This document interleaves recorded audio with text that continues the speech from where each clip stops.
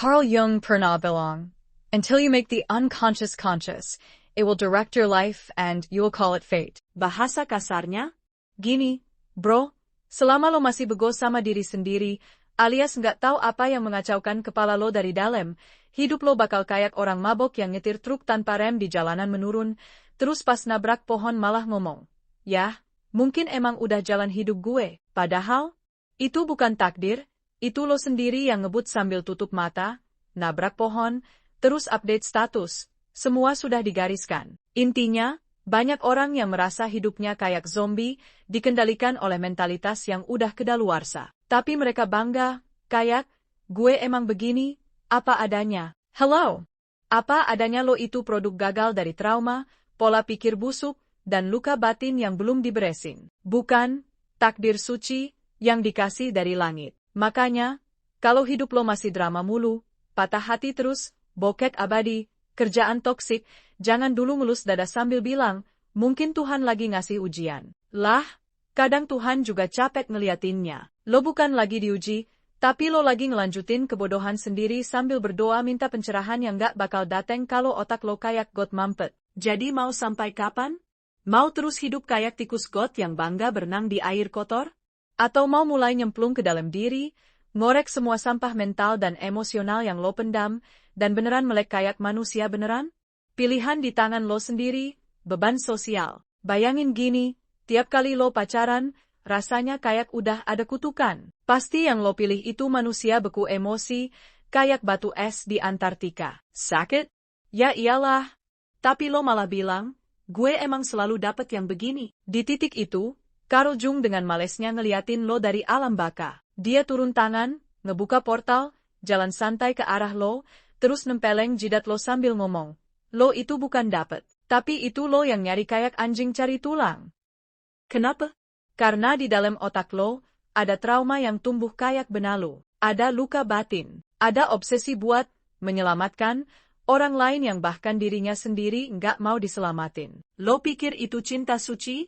Enggak. Bro, itu luka batin yang lo bungkus pakai glitter supaya kelihatan romantis. Otak lo tuh bekerja kayak algoritma YouTube. Sekali lo nonton video toksik, langsung rekomendasiin 200 konten sejenis. Bedanya, yang ada di otak lo bukan video kucing nabrak pintu, tapi konten beracun yang endingnya selalu sama. Lo jadi korban, lo nangis menjerit, lo update story galau, terus, lo cari lagi pacar toksik yang baru. Selamat, lo udah langganan premium drama seumur hidup. Terus lo masih nanya kenapa hidup lo muter di situ-situ aja? Bro, algoritma YouTube aja paham kalau lo suka kebodohan. Masa lo sendiri nggak ngeh?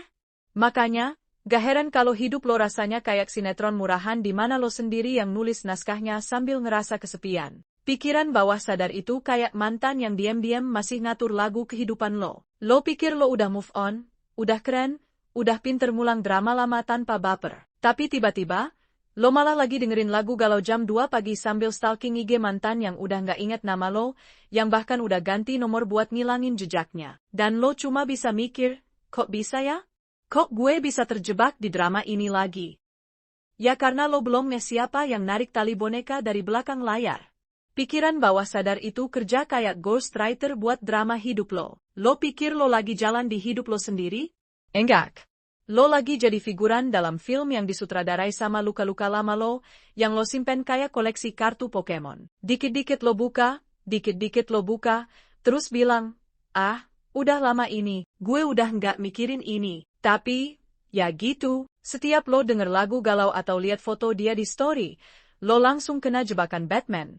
Balik lagi ke jurang kesedihan. Lo ngerasa hidup lo kayak stuck di episode yang sama? Nah, itu dia. Lo lagi terus mengulang sistem lama. Otak lo ngulangin pola yang udah pernah lo pilih. Itu kayak lo yang ngulangin masalah cuma karena lo nggak mau bener-bener ngehapus memori. Sampai kapan lo mau terus ngulang drama ini, bro? Sampai kapan lo mau terus ngulangin kebodohan yang sama, nonton drama toksik tanpa ada endingnya? Mungkin udah saatnya lo muter playlist yang lain, yang isinya bukan galau melulu. Tapi buat itu, lo harus berani matiin lagu yang lama, dan mulai cari lagu yang bisa bawa lo keluar dari kebodohan sendiri. Jadi, lo mau terus-terusan disetir kayak taksi yang sopirnya mabok eksistensial? Lo cuma bisa duduk manis, ngeliat jalan, sambil ngerasa hidup lo diatur sama orang lain yang juga nggak tahu tujuan hidupnya. Atau lo mau duduk di kursi pengemudi, pegang setir, terus bilang, gue yang ngatur hidup gue sekarang.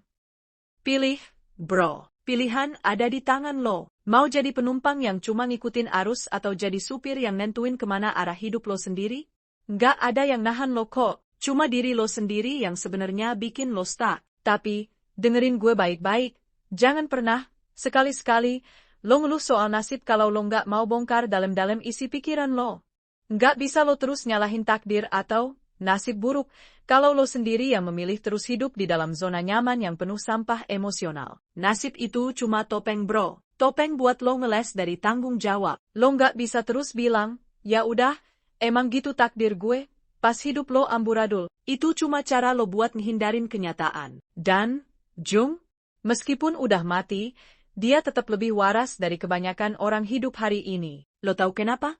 Karena dia udahnya, kalau hidup lo nggak bakal berubah selama lo nggak mau ngeliat siapa yang benar-benar pegang kendali, dan siapa yang cuma duduk di kursi penumpang sambil ngeluh sana-sini. Kalau lo terus-terusan ngandelin takdir, itu sama aja kayak lo berenang di kolam penuh buaya sambil berdoa, semoga semua buaya itu vegetarian. Lo berharap dapat keajaiban, tapi yang datang malah reality check dalam bentuk gigitan.